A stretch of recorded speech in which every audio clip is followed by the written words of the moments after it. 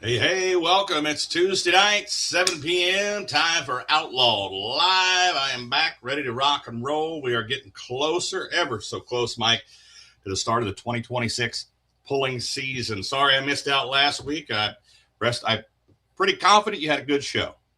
Yeah, things went well. Things were fun. First of all, hope you had a good vacation and hope things were great down there. But glad to have you back. Yeah, last week I got a little creative. I showed some highlights, but I also challenged myself with kind of a little bit of a game on here where I said if I had to pick a point champion, but I could not pick any of the past 2 seasons worth of drivers to win a championship in 2026, who would that leave us as like someone to watch out for? So I kind of went through and I said, in a hypothetical, if you couldn't choose anyone who'd won it in the past 2 years, who would you choose for 2026? And had some good fan engagement. And I tell you what, Ron, there's a lot of good outlaws in every single class. Picking a champ, even when you say, the main guy's not going to win, the next 5 up in line, the next 10 up in line in some of these classes, there's a lot of bullets back there.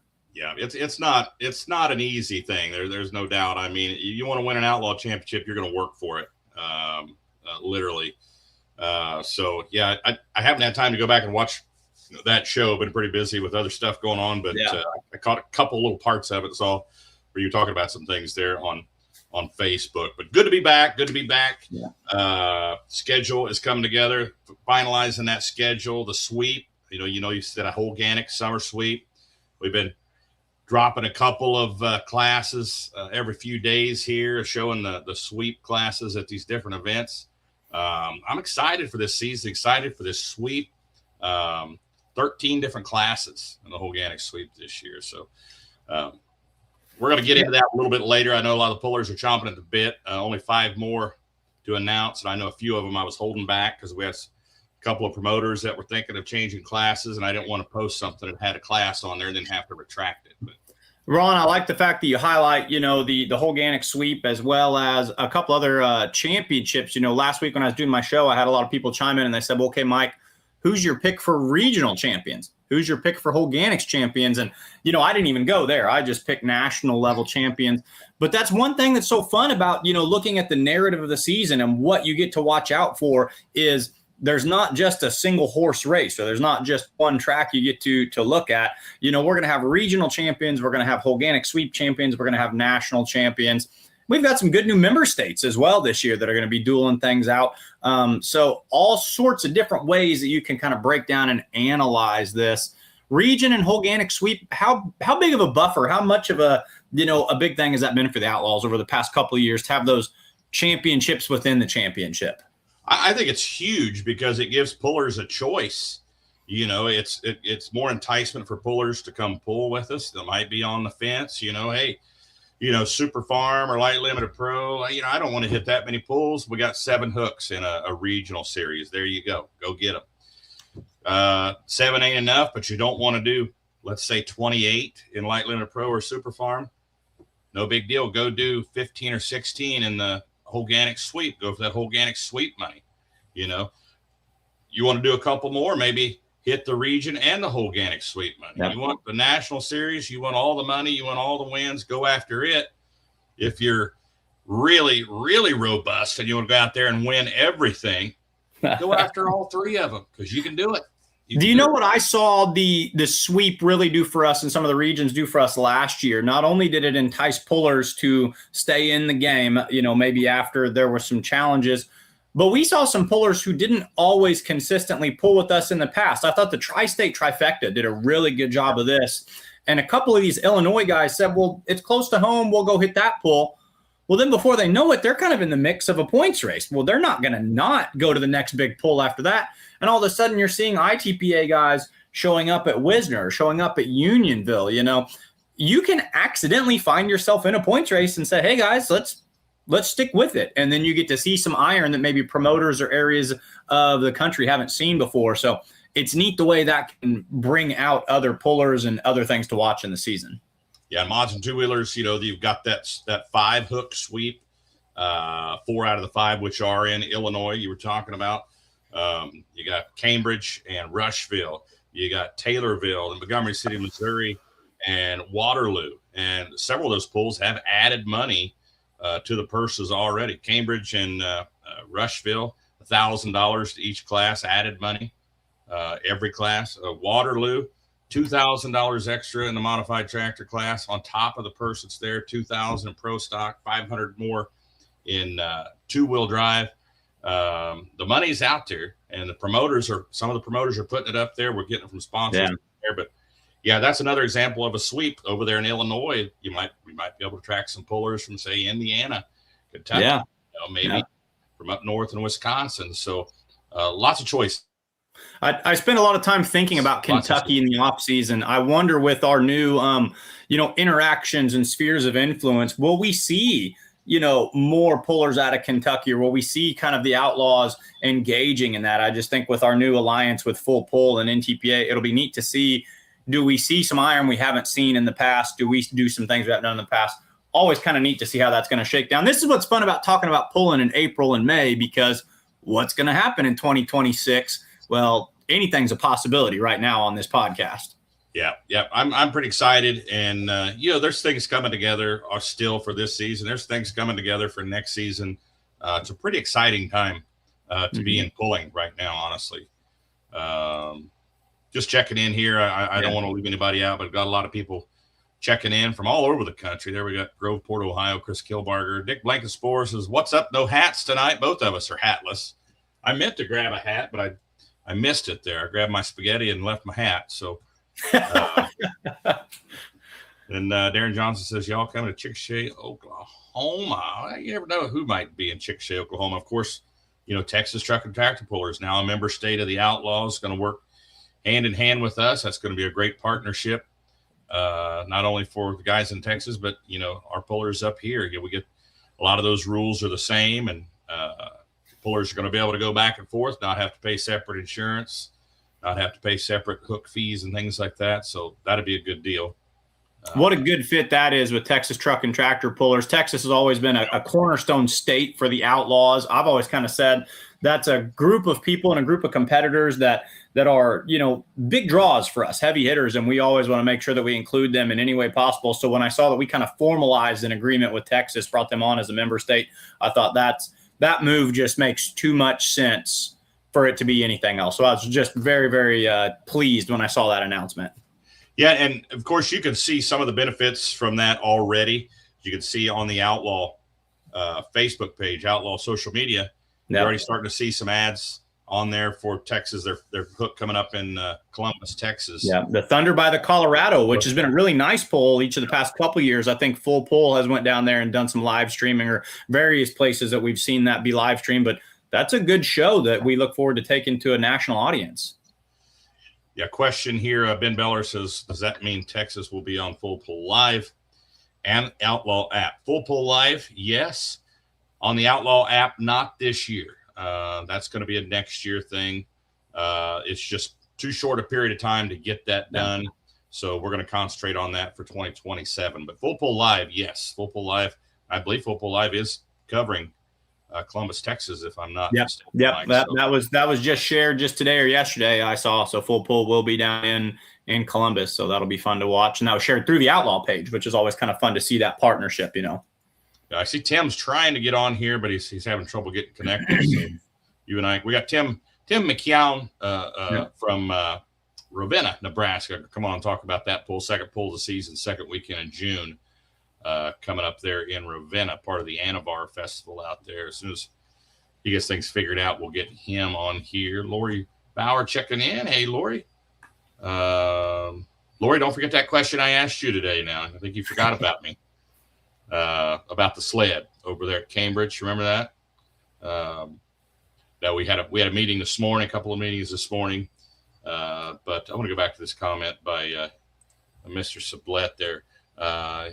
Yeah, look at that tan. It's starting to come off right here and then on my back and shoulders. It's already peeling. So I got a little too much too fast. So yeah, you'll have that. You'll have that on those down there. But was it a good time? Fun in the sun? Did you do any singing while you were out on deck at any night? Didn't do any singing at all. At all. Lori said she hadn't forgotten me. I appreciate that. I'm forgettable. Most women just forget me, Lori. So Forgettable or unforgettable? What is it that they say? I'm forgettable, I guess. That's what I'm saying. Oh, my goodness. So while we're waiting on Tim here, let's go ahead and post up here so folks can see that if you haven't seen these on social media yet, the classes that we have posted so far for the Holganix Summer Sweep. Super modified two-wheel drive. Now, this one's going to mirror the modified tractors there. You can see there, Ravenna, Nebraska, right out of the gate, second hook of the second pull of the year there at Ravenna. Mm-hmm. To start off there. So to look at the numbers here, the numbers are all pretty close, Mike, when it comes to how many hooks they're doing in the sweep. We're anywhere from 14 to 16, with the exception of Light Pro has 10. 540 Light Pro has 10 hooks in the sweep. So, but as you said previously, they have 10 hooks total on the season, right? I mean, that's the gamut of their whole season. Or pretty close. 10 or 12. They may have 12. Okay, so that answers the question. They have 10. So yeah, every one of them is on the national series is a Holganix sweep. So that's kind of a double barrel points race, and that might be how I market that this summer, because if you win one, you by de facto win the other. So that's however you want to call it, a double shot, a double down, or a good old fashioned outlaw double barrel. You know, if they walk away victorious, they're taking 2 trophies in that matchup. Yeah, I'm multitasking here, Mike. I'm multitasking. So let's see. Well, let's see. That's super modified two-wheel drive. You see there's 2, 4, 6, 7, 8, 9, 10, 11, 12, 13, 14, 15. If I did that really quick there, 2, 4, 6, 8, 10, 11, 12, 13. Yeah, 16. 15. You count 16? 1, 2, 3, 4, 5. Hey, I teach English, not math. You're the math guy, Ron. 15 hooks for super modified two-wheel drive in the Holganix Summer Sweep. Super Farm starts off in Ravenna. You got Seward, Nebraska there, a new hook for us. July 4th weekend, the Friday before July 4th. Then Ottawa, Iowa, Rock Valley, Pierce, Wayne, Denison, a new hook for us this year. Weeping Water, West Point, Mobile, all in the same weekend there. The Great Iowa State Fair, Thunder by the River, and Bedford, Iowa. That's your Super Farm. And there you got 2, 3, 4, 5, 6, 7, 8, 9. I think that's 16 there if all that added up correctly. So, yep, 16 Super Farm hooks there in the sweep. Limited Pro Diesel 4x4. Ravenna, Nebraska, new hook for that class this year. Ravenna hosting the Pro Stock 4x4s. 3 multi-hook events right off the bat for Limited Pro Diesels. Ravenna, Mound City, and Colbert fill in the month of June there. Then Ottawa, Rock Valley, Wayne and Denison there in July. Iowa State Fair, Thunder by the River, and Lufkin, Texas. Had to put them in Lufkin, Texas for that final. That one always goes down to a showdown down there, and that'd be cool to see. I love glancing down at this one because there's something I enjoy about a good geography tour. In your first 4 places of competition, you're going to go Nebraska, Missouri, Oklahoma, and then back up to Iowa. So I just absolutely love when we take a glance at something. Well, and you see that spread, because we have classes that like to stay regionally, but then we also have classes that do a great job traveling. And this is just such a popular class in all parts of the country. So to get them spread out and going all over the place, I think that's a lot of fun. Yep, 16 hooks in the sweep for Limited Pro Diesel 4x4. First year that class has been in the sweep as well. So cool deal. Light Limited Pro, the 8500 Light Limited Pro stocks. There starts out in Ravenna, ends in Diagonal, Iowa. Another new hook for us this year. I think that's going to be a fun one. I look forward to that pull in Diagonal. That's going to be neat. Yeah, Bedford and Diagonal teaming up for that weekend there in September. So let's see, 6, 8, 9, 10, 11, 12, 13, 14, 15 hooks for the Light Limited Pro stock trucks in the sweep. Modified 4-wheel drive pickups, the door slammers. Going to start in Mound City in Missouri. Like you said, Mike, Missouri, Oklahoma, Iowa, Nebraska, all in that sweep in modified 4-wheel drive. Let's see, 10, 11, 12, 13, 14, 15 hooks for the modified four-wheel drives. Ron, let's talk about Mound City, Missouri for just a brief moment here. You know, that's a long-standing, big-time pull with other associations. That's a pull I grew up going to quite a bit over the past decade before I was with the Outlaws. And one thing I'm noticing, not only is that going to continue to be a cornerstone pull, but that's going to have meaningful impacts on this Holganix Sweep, because we're seeing a lot of these classes either start or get their second hook right there in Mound City. And it seems like almost every class that's going to be pulling there is going to be pulling for the Holganix Sweep as well. So pay attention early, fans. A lot of times we talk about how things late in the season shake down. I think that Mound City pull could have a big influence on what happens in this sweep before things are said and done. So really cool to see that panning out with its first year with the Outlaws. Yeah, that's a modified four-wheel drive class being included in the sweep as well. Very cool to get that class involved. Holganix doing some great things for pulling, Mike. I don't have to tell you, but folks out there, they're really doing a lot of great things for the sport. Pro stock tractors, the heavy pro stocks, starting out in Ravenna, then on down to the Sooner State in Colbert, Oklahoma, Rock Valley, Mercer, McLouth, Wisner, Bedford, Diagonal, Unionville, and Buckner. So 8, 9, 10, 11, 12, 13. I got 14. Is that one of the ones with 14?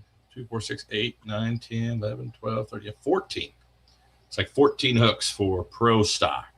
And five different states in each of their first 5 stops. So our most geographically, broadcasted right there. So taking a big class to all the fans across the Midwest.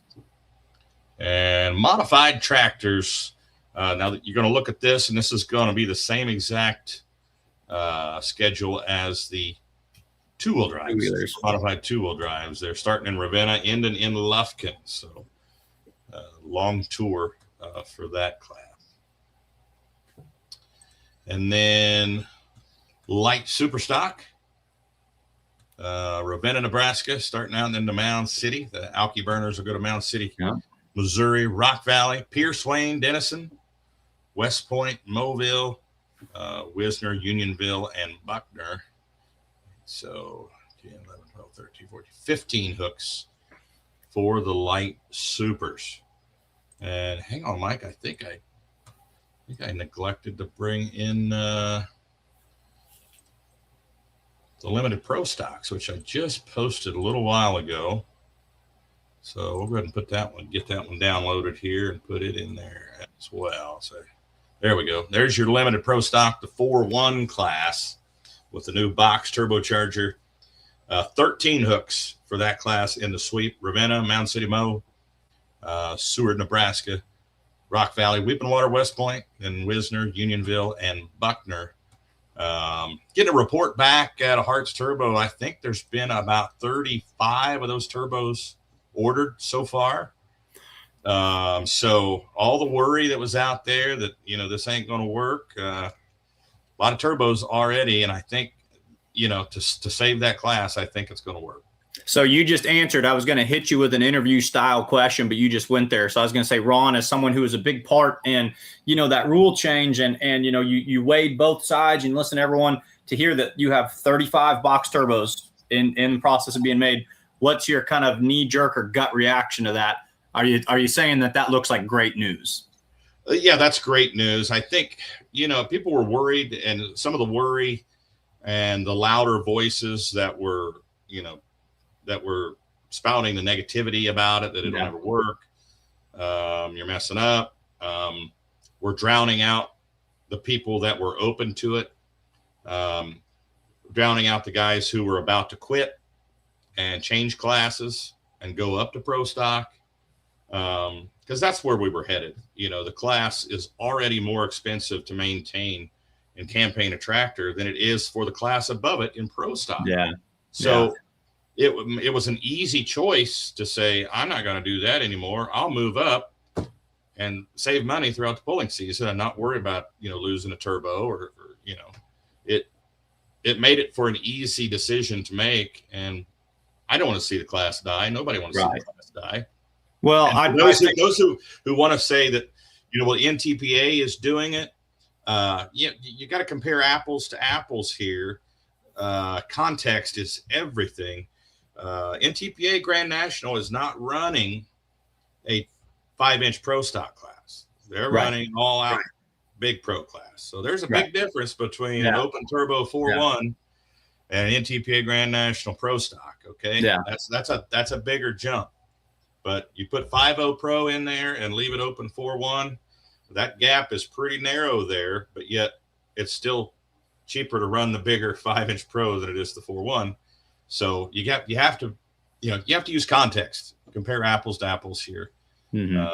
So some people out there may disagree with me, and that's fine, but I think what's Darren Johnson? He might be talking about Chickasha, maybe. I'm not sure. We got a conversation going here while we were talking. Yeah, so we've got a lot, but it's all good. I like the point you bring up, because I haven't thought about that, and I wonder if a lot of people haven't, that the 5.0 class really is something. And I even wonder if people weren't saying to themselves, well, my 4.1's tired, but I'm just going to set it on kill and run the wheels off. And then when she blows, build it back as a 5.0. But NTPA, that class the 5.0s didn't catch on the way that they caught on over here in the western part of the Midwest. So always different factors, different things at play. But if you can protect the 4.1s, because they do put on such a great show, 35 box chargers already in the works. That seems to me like we can be cautiously, or even kind of throw caution to the wind, optimistic about that at that point, because it's a great class and I want to see it continuing to thrive. It's very meaningful here to this part of the country, I think. Well, the first delivery, pallet deliveries are going out tomorrow, Mike. So yeah. A lot of those turbos are already done. Andrew Sprock, a little crispy, a little bit. Yeah, I got a little too much too soon. Randy Gronenaboom. I think pretty much all of them except for DeLeon. That's a pretty busy weekend. Well, there's 2 or 3 weekends. Anytime we have 3 events going on the same night, one of those events is not going to get covered, Randy. So if we look at last year, I think the only outlaw pulls that were not live streamed last year would have been DeLeon, David City, and I can't think of any beyond that, Ron. Anytime there's 3 in one night, one of them is going to get the axe. There was that one that I went over and did that used to be a Heartland pull, and I did it on a Saturday or a Sunday. It was in some town in Nebraska. I don't remember the name of it. It was at it's not Pierce, it's not Lee, but it was another one of those that kind of sounded like that. And I don't think we had a live stream crew there. I don't even know if it's on the schedule again this year. So maybe 3 of our 50 some odd pulls didn't get live streamed last year. Okay, let's see. How close do the Outlaws and Texas pullers get to Austin? Let's see. I can't think exactly where Austin is. But it's Dallas-ish, kind of. I think it's on the east side of the state. It's south and east, south and west. Is it between, like, if you drew a line from Dallas to Houston, is it going to be in that area somewhere? Well, surely I've never been to Austin. Now I have to look. So I'm going to guess that, because surely there's a Texas fan watching Outlawed live right now, and I'm going to shoot from the hip, having never been to the state of Texas in my life. And I'm going to say that Austin falls somewhere in the scope of between Dallas and Houston, on that kind of southeasterly sway. Between Dallas and San Antonio, south and a little bit west. So, I went the wrong. Okay, so south and okay. Closer to San Antonio than to Dallas. But as far as the Outlaws go, we go to DeLeon, Texas. And we could look at that, let's just do it, Mike.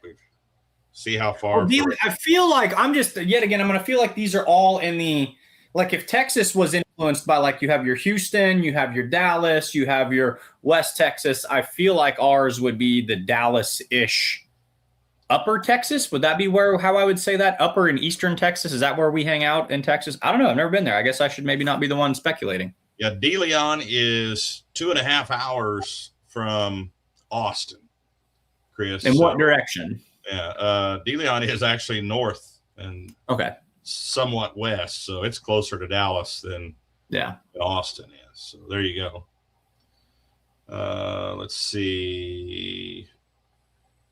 Darren John says, awesome.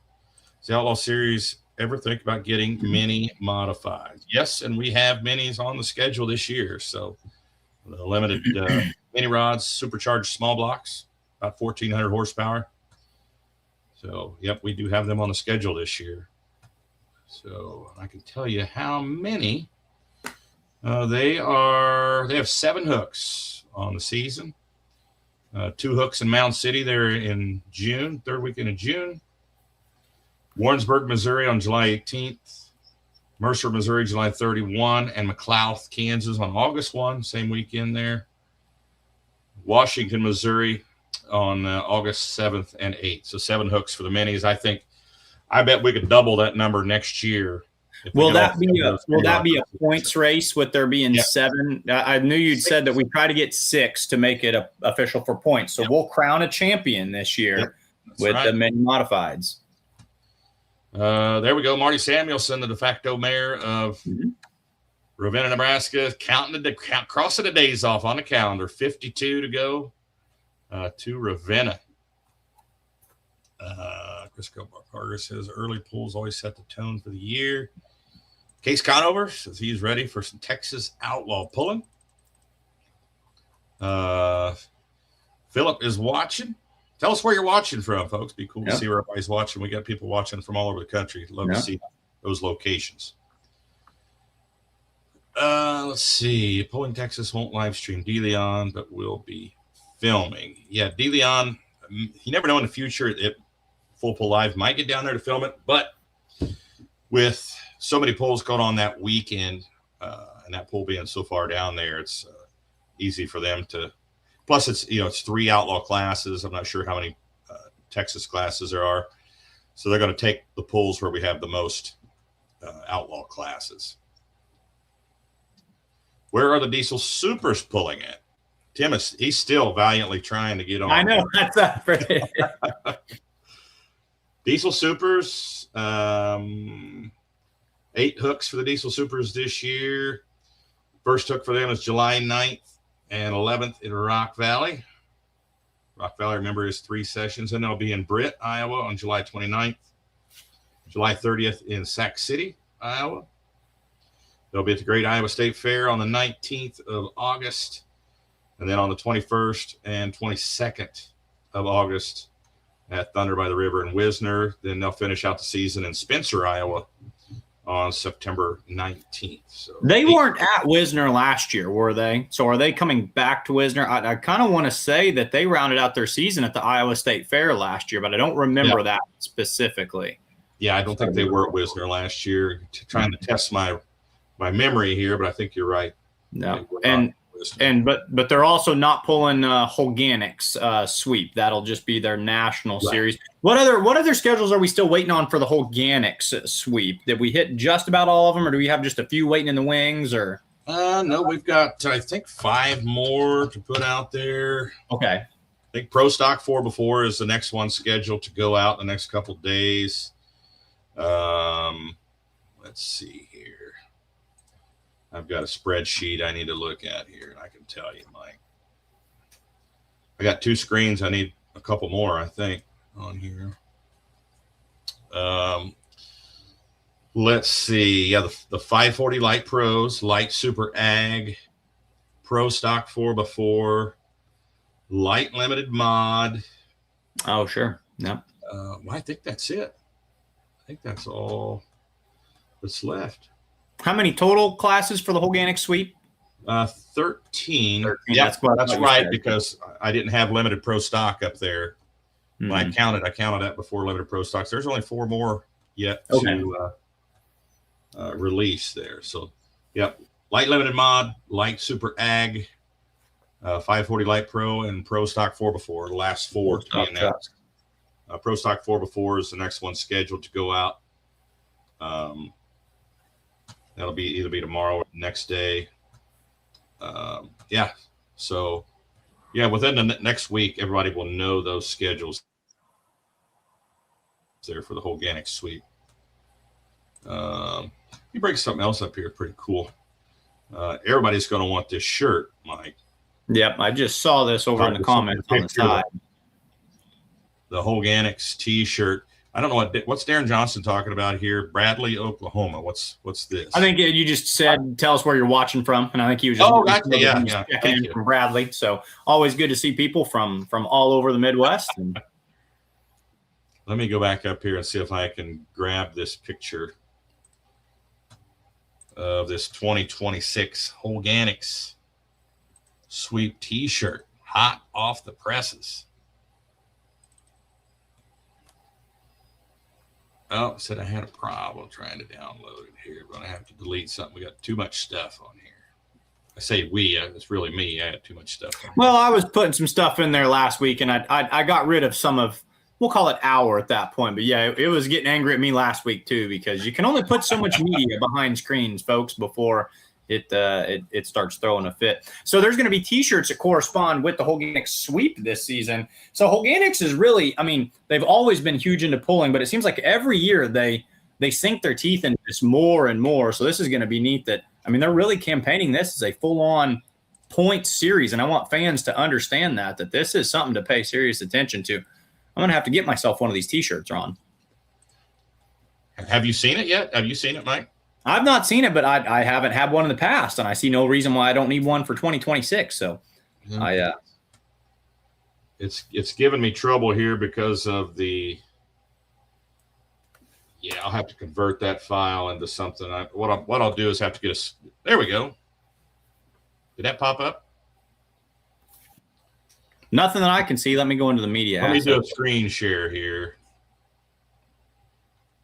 and see if I can grab it here. Hey, do you want me to send you a Snapchat of it? Ha ha ha! You're funny, Mike. Well, I see you over here working technology. I didn't know if that would. It threw me off. I thought you sent that to me on Messenger, and it was on. Just send Ron a picture, folks. Don't send it to him on Snapchat. He doesn't like it when the picture goes away. I couldn't figure it out. I was like, where'd it go? It's gone. Oh man!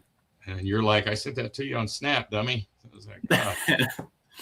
Well, the joke's on me because this big bad pulling machine that was just going to set the world on fire, it moved 100 feet the other day and it died on me. It's got some fuel issues. It doesn't like inclines. So, but I tell you what, I've got an interesting ally who's been giving me advice on this. I sent out a Snapchat, and Alan Omer immediately snapped me back, and he said, do this, this, and this to it. And I thought about this all day.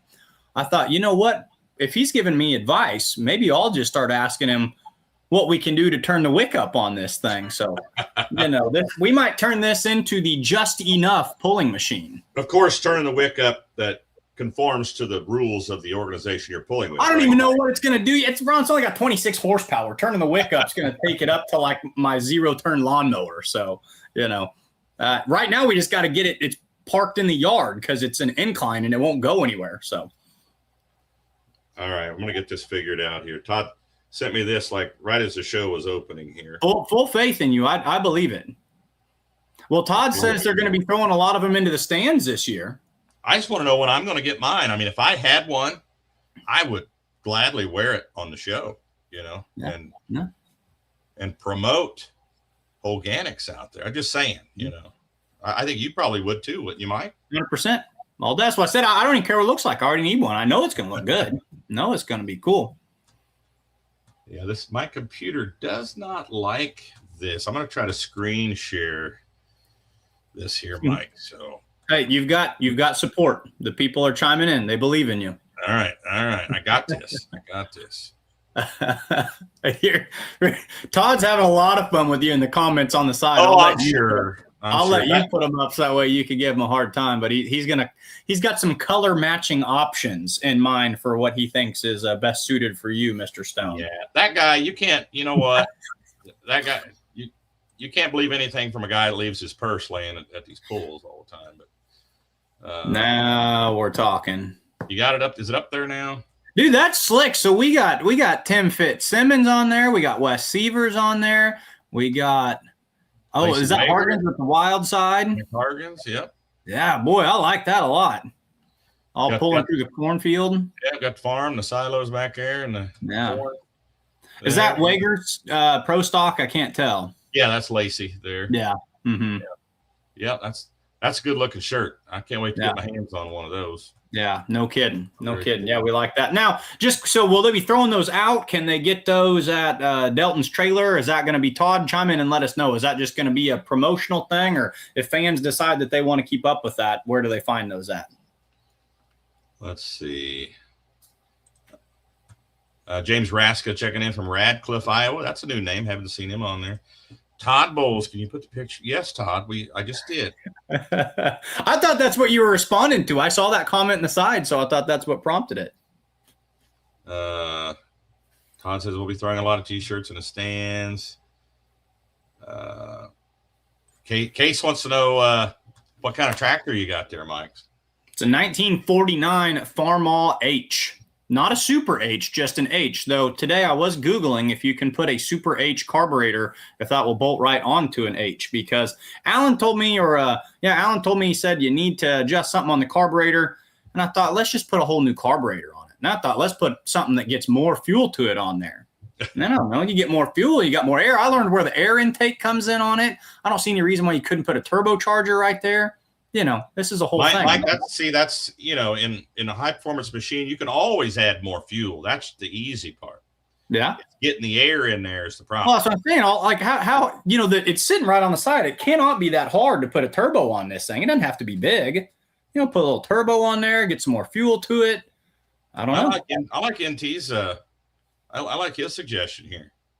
Need to have an announcer tonight where the announcers compete against each other on somebody else's tractor. So have I told you about this? So 2 years ago, I was adamantly against it. I said, Mike Idle has no business, does not need to be in a pulling machine, but enough people have egged me on. I'm getting a false sense of confidence about it. I almost think that I am willing to give it a try just because enough people have blown my head up to think that I might actually be able to do it. You don't need me driving a pulling machine, but it sure would be a shame if I never did at least once. So here's where we ought to start, Mike, is at a couple of these pulls. I think Wisner in particular on Saturday afternoon, they have the garden tractors. We start with a garden tractor. If you're nervous, I know you're getting confident now, but I had the worst thought. I've about talked myself into buying one for my son, and this is maybe any dad out there who's ever been to baseball practice will relate to this, and I feel bad to say this. So we went to ball practice the other day. My son, he's a red-blooded American, loves basketball, loves baseball and everything, but he didn't have a very good practice. It was one of those days where he just wasn't driving the ball the way he should. And the whole way home, I started scratching my head, and I said, man, I don't know, baseball. I said, maybe I ought to just buy the kid a garden tractor. Maybe we ought to just pull the plug on this whole bat and ball. So I have been kind of perusing the markets for garden tractors. He turned around, had a great practice the next day. He's going to play ball too. But it got me to thinking there's no reason we couldn't get our hands on a garden tractor too. But yeah, I would do that, Ron. I'd go out there Saturday morning at Wisner and I'd hop on one of those and, tear it up a little bit. I think that'd be a good time.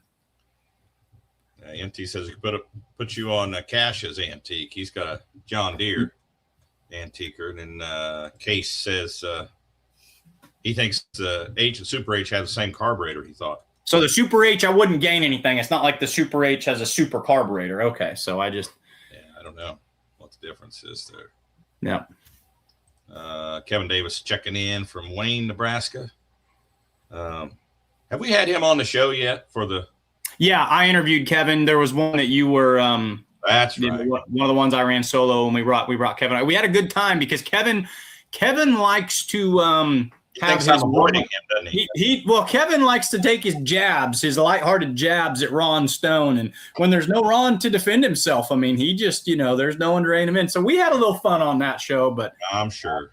I better go back and watch that and see what was said. I better go back in the archives here. He tried. Oh, by the way, Kevin, if you're watching, Kevin tried calling me on Saturday, and I have not got back calling him back. Kevin, I was reading of the many weird things I do. I was the District Scholar Bowl moderator and reader. So I was reading and working the District Scholar Bowl tournament. So I didn't ignore you, but it was one of those phones off situations. Maybe I'll give you a call later on tonight, Kevin. All right. So we got the shirt out there. We'll have to have Tim on next week. having some internet issues or something. We heard him kept beeping and trying to definitely come on. Wanted to be here. Can't say that he didn't want to talk pulling because it said Tim is online about 15 times, but we never got a camera connection. So. Never heard or saw him, but yeah, he was trying to get in. Is it weird for you that Ravenna is not going to be where we start our season this year? Has that, in your time with the Outlaws, has that been kind of where you always start your season? Is that a funny feeling to think that that's going to be pool number 2? Yeah, it usually is the first one, and we actually talked to him a little bit, posed a question about possibly moving it back into that first weekend there. And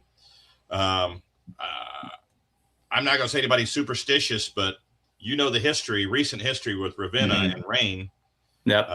And even, the forecast not calling for rain, and yet, boom, here comes rain to Ravenna. And usually it's a gully washer. But so they were afraid to change anything. They thought we better just keep it where it is and see what happens. So yeah. And that the weather patterns are crazy like that. I mean, it really is almost like you'll lock in on a certain weekend. And example to this being longtime pulling fans ever since Toma over in the NTPA moved to their June date. Ron, when was the last time they got all 5 sessions in at Toma? I bet they're going on 5, 6, 10 years where they've had at least one. I mean, these weather patterns, you can almost set your watches by them anymore. So I think it's kind of a pretty good move what they did with Ravenna to bump it back to that weekend before. That also means Norfolk's going to start the season for us. That's going to be kind of exciting for that pull up there. Yeah, Norfolk going to get a lot of attention this year as the first pull of the season. But, that's the only single session event, I think. With the exception of the 2 in Illinois that they're a couple hours apart. But, you got Mound City, Ravenna, and Colbert, Oklahoma. So a lot of multi-session events there, which brings me, I can't remember if I said anything about this or gave a lot of detail on it, Mike, but Colbert, Oklahoma, it's the snowball is just getting bigger. I mean, it's steamrolling. It's becoming huge. He has now committed and purchased some rifles to give away to the winners.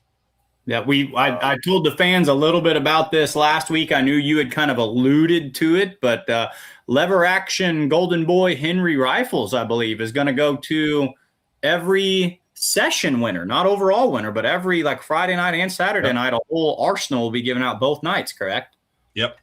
Henry Golden Boy rifles, and he's going to give me some more information as he gets everything finalized. But winner of each class each night gets a rifle. So he bought 18 rifles for the pool. And they will be engraved with full pull on the turf, Colbert, Oklahoma. Yeah. And he's talking 357 Magnum, 44, 70, 30, 30, HMR 22 Magnum, HMR 22 Magnum 35. Yeah, I mean he's got a lot of stuff brewing down there. And he wants it to be special for the pullers. He said, I'd like if somebody wins, let's say one class Friday night and they win a class on Saturday night, they're not going to get the same weapon. They're going to get 2 different rifles for each win. So pretty cool. And then since we talked last time, Lacey also has booked a band to play on Thursday and Friday night. Thursday night, pretty much for anybody that comes down and is camping out is going to be there, and the workers and things like that. He's feeding everybody steak dinners, open bar on Thursday night, all the workers, and then live band, Lone Jack, the name of the band, Mike, my new band. So we're going to be playing there. So you'll be playing there. Yep. So are you the band? Are you playing Thursday night or you're playing Friday night? Both nights, Thursday, Friday. So this is you. So the band that's been booked is so the name of the band is Lone Jack, Ron Stone's new band. Have you guys had any gigs yet, or is this going to be one of your No, we haven't had any gigs, Mike, but I've played with these guys in different bands over the years. Literally played with every single one of them. And so we know each other, with the exception of the bass player. The bass player had a lot of stuff going on, a lot of issues, and he's kind of stepped back, wants to be the backup bass player. So it is a new bass player, but yeah, got lots of practices in. We've learned a lot of new material as well as old standards that we do. And I promise you, we put on a good show. So it'll be a fun show.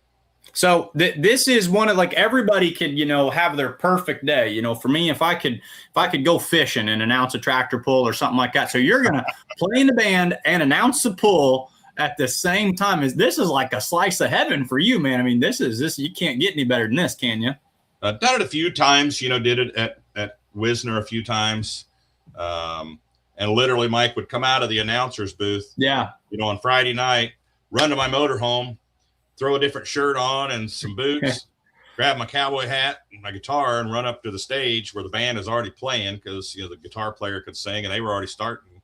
And I just have to go catch up after I got done announcing. So where does the electric buzz hit you more? Is it, those moments before a green flag drops and you welcome the crowd and you know that you're going to be on the mic at a pull, or before you're walking out on stage and you strum those first couple of chords, or is it kind of the same feeling?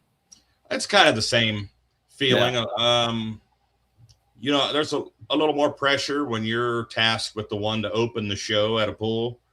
And being the front man for a band, it's kind of the same thing. And, and it doesn't matter what the size of the crowd is. Sometimes a smaller crowd makes me more nervous than a big crowd, honestly. Kind of one of those, nowhere to hide. They're going to see you and hear you for everything. You're singing to people instead of singing to an audience. I can imagine that, but that's got to be fun. I'm excited for you. That's really cool. But I won't be there. You're going to be in Colbert. I'm going to be up in, what else do we have going on that weekend? We've got some pulls. I don't even remember which ones they are, but I know I'm not going to Oklahoma because I'm going to be up in Nebraska or Iowa or Missouri or somewhere. No, not that weekend. Not that weekend? Not that weekend. Oh, shoot. No. I can go to Oklahoma. You could. Well, I'm going to. I didn't realize. I thought we were double booked on that weekend. No, that one's. It's no. We did have originally Norfolk was on that weekend. Okay. Norfolk, since it's moved, Oklahoma's free and clear. Well, I'm going to Oklahoma. Heck yeah! I've never been to Oklahoma. Heck, more reason to come on down then. So. Todd says everybody should support Lacey for he's trying his heart out to make this a great thing, not for himself, but for the people that pull. Yeah. Pick my hat off to somebody that tries this hard. He is. He really wants it to be a great show for the pullers and the fans. And he wants to put Colbert, Oklahoma on the map down there, which is kind of cool. And if for folks that are interested in a motel room down there, I think it's like 9 miles away. The casino down there has rooms, and if they have enough interest, Lacey is going to block off some rooms for folks to rent those rooms for the weekend. So I did post some stuff on that, the prices and things. We'll probably repost that pretty soon. What kind of music? Mostly country. We throw a little bit of rock in here and there, but mostly country music. Is there a rumor of a Dave Bennett announcer in Colbert? Mm-hmm. Yes, Dave Bennett will be there. Mm-hmm. And I will tell you that Mike Galloway will be there as well. And I've reached out to Mike Galloway. If you remember, you watched any polling on ESPN or Nashville Network in the 90s and watched USHRA, United States Hot Rod Association. Most of those indoor polls, Mike Galloway was one of the announcers. He's going to be there. Oh, I reached out to Mike and said, since you're going to be there, it'd be kind of cool if you grab a microphone and Dave grab a microphone and I got a microphone at least for a few minutes. Yeah. Talk to the crowd and get some pictures. I think that'd be cool. That's awesome. Yeah, that's really, really cool. So, yeah, you get your picture with Larry the Cable Guy. I'll get it with these. Yeah, that's kind of what I was thinking. Yeah. No, this really is. I mean, this is turning into something. This feels like if you're an Outlaw fan or a pulling fan, you're going to want to be there for this one. This is a place where I think the crowd's going to respond. I think you're going to see a lot of people saying, we better go check this one out. There's a lot happening down here. That's way cool. Absolutely. Yeah, Mike Galloway, legend and announcing there. Yeah, now you can't go on YouTube and watch the USHRA pull from any point in the 90s where Mike Galloway's not one of the announcers. It doesn't matter if they're in California or Kansas City or wherever they are. He was one of the announcers on that team. So Mike, keep us in tune. What's going on with that H farm all there? Yeah, it made it up to the driveway today. It crawled a couple of feet, so I don't know what it's going to be yet. It might be a puller, it might be a parade piece. It's got to lose a lot of weight. That much I can tell you right now. I don't think it's going to be competitive in anything other than the 4,000 or 4,500 pound class, and it's tipping the scales at like 5,600 right now. It's got wheel weights on it. It's got water in the tires. It's got a lot of stuff. It can go on a diet, but we got to get it to where it breathes and putters healthily here first. But it's neat, and if nothing else, I enjoy it. I'm almost kind of glad that there are some things going wrong with it, because I do feel that the biggest area that I need to improve as an announcer is understanding, not just talking about mechanical aspects, but truly having put my hands on them and understand them better. And this gives me an excuse to do just that. So I can go outside and, understand air, understand fuel. I know how it all works in theory, but I've never done any of it. So this gives me an excuse to put my hands on it. So we're going to tear into it sometime and see what happens. Cool. Very cool. See if we can get it back to its parking spot. That's goal number one right now. It's funny, though, because I think about this. I know pulling vehicles, I think sometimes they're highly tuned machines, but I think other times, too, they are trial and error. And I think, you think of them as these pieces of precision equipment, but I've seen them back there, too. There's sometimes pulling machines, they don't start and they don't do what you want them to do. And sometimes you got to throw a wrench at them and get them to behave a little bit. So sometimes you got to rig things together. Chris Kilbarger talking about legendary announcer, said he got to meet Dave Grimm this past Saturday. That's cool. Now, very cool. He announced one. It might have been Dave Grimm. It might have been someone else. I know that Dan got to do a pull towards the end of the NTPA season last year, and it might have been with Dave Grimm. There was one of those announcers from the 80s through the glory days that they tracked down, and he sat down and announced the second half of a pull with. It wasn't Army, but it might have been Dave Grimm. I've watched some of his stuff in this offseason as well. And those two guys announced together on some events too for TV. Grimm and Armstrong there. Yeah. Grimm would get pretty excited. He would be really excitable. His voice would go up an octave or two, and he'd get pretty excited. But that's cool. You get to meet Dave Grimm. I saw a picture of him recently. That may be the one you're talking about, where he maybe was talking to Dan at some point there during the season. Zook Fukerberg, he said he's got questions. Are they going to align rules with Outlaw maybe in 2027? I think it depends on the class. I think some of those are already aligned, but some of those rules for some of those classes are going to be exclusive to TTTPA. Some of their light modified classes are probably going to stay exclusive to them. The safety, definitely, all the safety rules have to come in line. Now, if anything has to come in line, it's the safety stuff. So that stuff has to come in line. But the only ones I think, two-wheel drive's the same. Modified tractors, 7400s, I think, are the same. There's some that are really close, like the Texas Hot Farm tractors. They're 466 pounds. So a lot of those guys come up and pull with us in Light Limited Pro. So maybe there's room there to bring them together. Pro Stock 4x4, I think the only difference really is the RPM limit. I think they're very close because Texas has an RPM. I think it's 81 or 8,200 RPM, if I remember right. And then another is diesel pickups, 3.0 Limited Pro diesel pickups. Their rules are quite a bit different in some areas. I think I would suggest to them to bring those in line with us. I think they'll build that class a lot bigger down there. I would make a suggestion they have a pro street class, a 2.6 class. I think they will have really good numbers and interest in a 2.6 pro street diesel class down there as well. So no, we're not gonna force them to change any particular rules, just safety. They follow in line with safety stuff. And a lot of those guys already are. But yeah, like there would be no point in us making them come in line with, say, our light limited mod class. because light limited mod class, they're not going to travel to Texas on a regular basis, and the light mods in Texas aren't going to travel to Nebraska or Iowa on a regular basis. So there'd be no reason to force them to make any changes there. If if it ain't broke, don't fix it. So, and that's the nice part too, I think about, and I think it's good that people remember and understand the difference between member state and merger, and by being a member state, they get to continue in the capacity that they are and hold on to their own classes and kind of have that freedom, that creative freedom to operate. And like you said, it brings them in the same with safety and insurance. So, now if we want to align, we can, if we feel it's good to grow classes in both areas. But yeah, like you said, by allowing them a member state and a merger, not the exact same thing. Well, those South Texas guys chiming in there, Brandon Gilliland, the Oso Negro tractor, way down there in Uvalde, Texas. We were talking geography a little bit ago. He's way down there, Mike, down in Uvalde. Chris Kilbarger.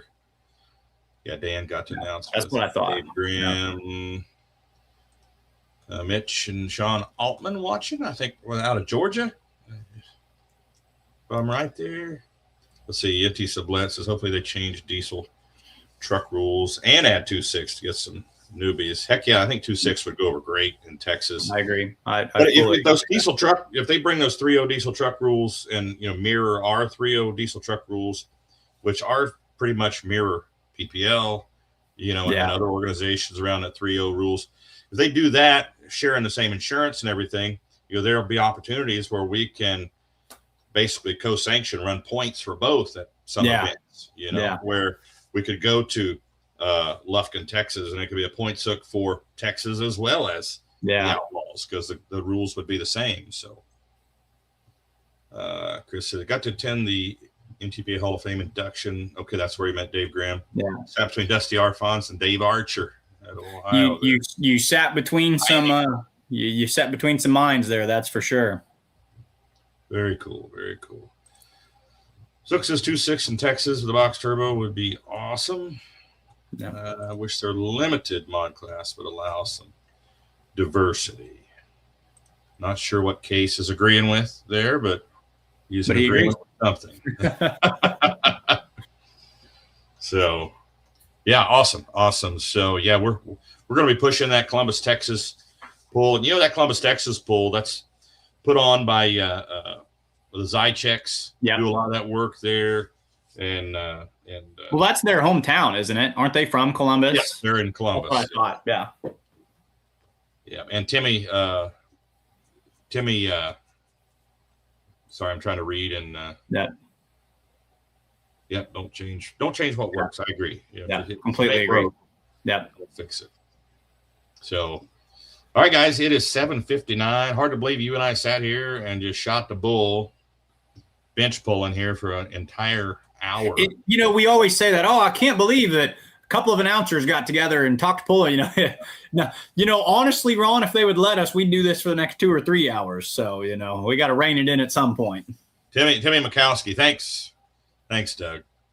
He's got your back. We got a couple of Timmys. We got Timmy Mikowski and Timmy Fitzsimmons out there. So my mind was going to Timmy Fitzsimmons, and I was trying to read. Yeah, mine was too. I knew where your mind was going, and I was like, well, I know where Tim Fitzsimmons lives, and I know it's not Texas. So. No diesel trucks.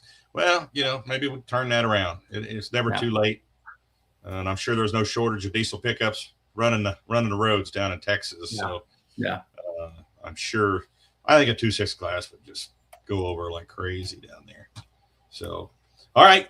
Thanks everybody for tuning in. Mike, thanks to you again for filling in for me last week. And we'll be looking for a report on this H farm all next week. See if you got it back in its parking spot, got it fired up. So thanks everyone.